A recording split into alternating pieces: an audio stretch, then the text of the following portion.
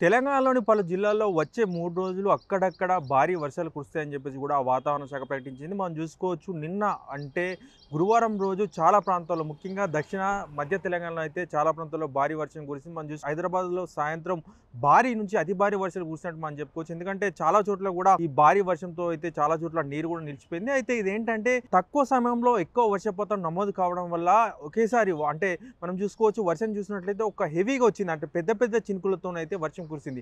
ఈ నేపథ్యంలో తక్కువ సమయంలో గంట వ్యవధిలోనే 10 సెంటీమీటర్లు, 12 సెంటీమీటర్ల వర్షపాతం నమోదు కావడంతో అయితే చాలా ప్రాంతాల్లో అయితే నీరు నిలిచిపోయింది. ఈ నేపథ్యంలోనే వాతావరణ శాఖ ఏం పేర్కొందంటే వచ్చే 3 రోజులు కూడా వర్షాలు కురుస్తాయని, అయితే దక్షిణ తెలంగాణ, మధ్య తెలంగాణ మీద ఒక ద్రోణి కొనసాగుతుందని, దీని ప్రభావంతోనే వచ్చే 3 రోజుల్లో అక్కడక్కడ పలు జిల్లాల్లో భారీ వర్షాలు కురుస్తాయని, అలాగే ఈ హెవీ రెయిన్ కురవడానికి మెయిన్ రీజన్ ఏంటంటే క్యూములో నింబస్ మేఘాలు ఏర్పడడం వల్లనే కొన్ని చోట్ల భారీ నుంచి అతి భారీ వర్షాలు కురుస్తాయని చెప్పేసి కూడా వాతావరణ శాఖ పేర్కొంది. ఎందుకంటే డే మొత్తం వేడిగా ఉండి సాయంత్రానికల్లా వాతావరణం చల్లబడిపోయి ఒకేసారి గంట వ్యవధిలో కావచ్చు, గంటన్నర వ్యవధిలో కావచ్చు 12 నుంచి 13 సెంటీమీటర్ల వర్షపాతం నమోదు కావడంతో అయితే ఇలాంటి పరిస్థితి నెలకొంటుందని చెప్పేసి కూడా వాతావరణ శాఖ పేర్కొంది. అయితే విస్తారంగా వర్షాలు కురవాలంటే మాత్రం బంగాళాఖాతంలో ద్రోణి కానీ అల్పపీడనం కానీ అదే ఏంటంటే విశాఖ అంటే ఉత్తర కోస్తాకు ఆనుకొని అల్పపీడనం కానీ ద్రోణి కానీ ఏర్పడినట్లయితే తెలంగాణ వ్యాప్తంగా విస్తారంగా వర్షాలు కురుస్తాయని చెప్పేసి చెప్తున్నారు. అలాగే ప్రస్తుతానికి అయితే ఉమ్మడి మహబూబ్నగర్ జిల్లా కావచ్చు, నల్గొండ కావచ్చు, అలాగే ఉమ్మడి రంగారెడ్డి, హైదరాబాద్ కావచ్చు, ఈ జిల్లాలో అయితే వచ్చే 3 రోజులు కూడా వర్షాలు కురుస్తాయని చెప్పేసి కూడా వాతావరణ శాఖ పేర్కొంది. మనం చూసుకోవచ్చు నిన్న పలు జిల్లాలో భారీ వర్షపాతం అయితే నమోదైంది. మనం చూసుకున్నట్లయితే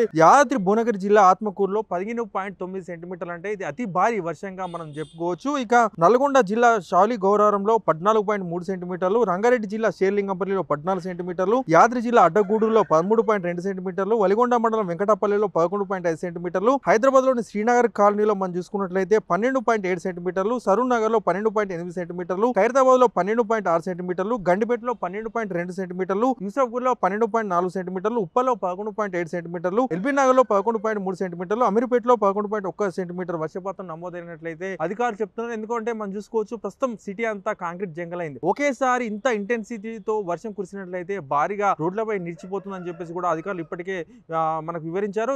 వారు చెప్పినట్లుగానే ఒకేసారి గంట వ్యవధిలో భారీ వర్షం కురవడం వల్ల అయితే నిన్న నగరవాసులు అయితే నరక యాతన అనిపించారు. ముఖ్యంగా వాళ్ళు ఉద్యోగులు అయితే ఆఫీసుల నుంచి ఇంటికి వెళ్ళే సమయంలో ఈ భారీ వర్షం కురవడంతో అయితే చాలా మంది అయితే తీవ్రంగా ఇబ్బంది పడ్డట్టు అయితే వాళ్ళు సామాజిక మాధ్యమాల్లో అయితే పోస్ట్ చేస్తున్నారు.